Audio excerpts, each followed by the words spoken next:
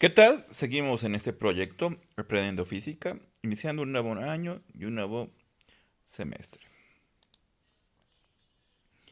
El tema que veremos el día de hoy es presión.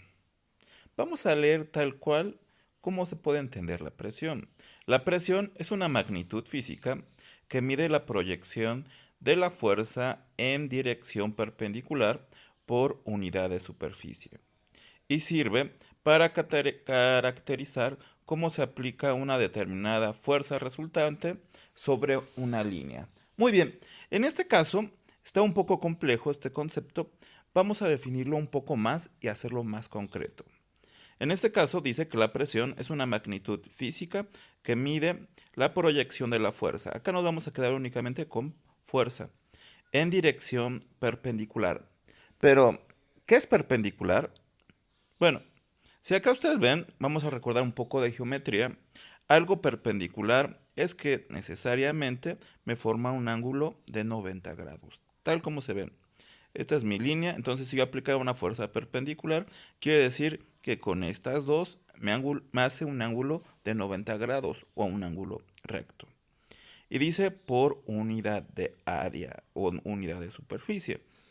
De manera más simple, puede entenderse que la presión es la fuerza entre el área o la fuerza aplicada a un área específica. Más concreto, si lo pusiéramos en este caso, ¿cómo se define por letras? Presión es igual a P, fuerza es igual a F y área A. Presión es igual a F entre A. Pero ¿cuáles son las unidades? Bueno, las unidades, recordemos que fuerza se mide en newtons y área se mide en metros cuadrados. Por lo cual, mis unidades son newtons sobre metros cuadrados. Y por de los primeros, podemos decir, científicos, investigadores, que empezaron a hacer estudios sobre la presión, fue Blaise Pascal. Por eso generalmente la presión la vas a encontrar que se mide en pascal o pascales. Hay muchos ejemplos de presión. Vamos a hacer la siguiente consideración. Ya vimos que presión es igual a una fuerza aplicada a una área. Recordemos que también en este caso la fuerza está totalmente relacionada al peso. Pues muy bien, vamos a poner este concurso.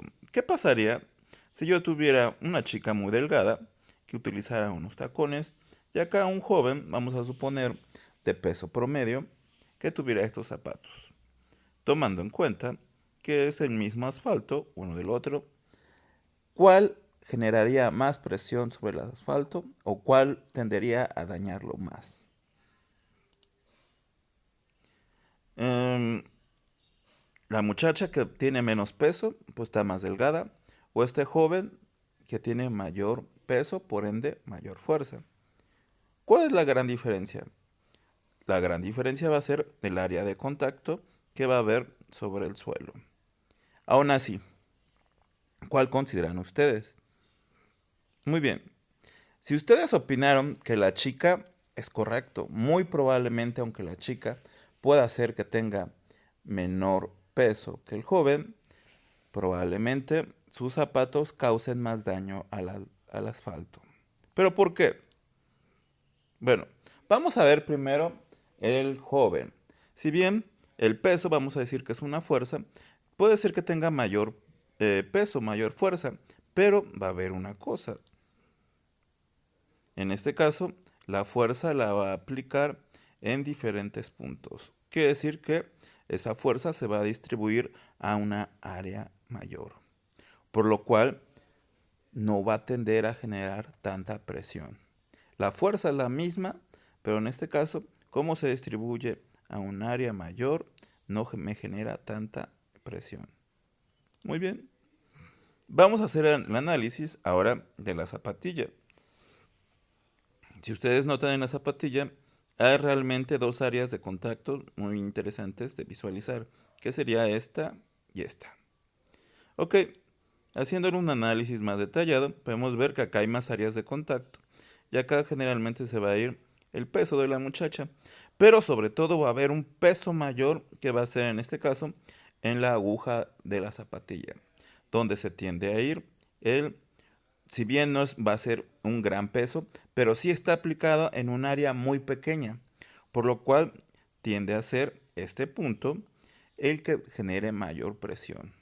Porque en este caso aunque no sea un peso tan considerable como el del hombre, sí está aplicado en un área muy pequeña.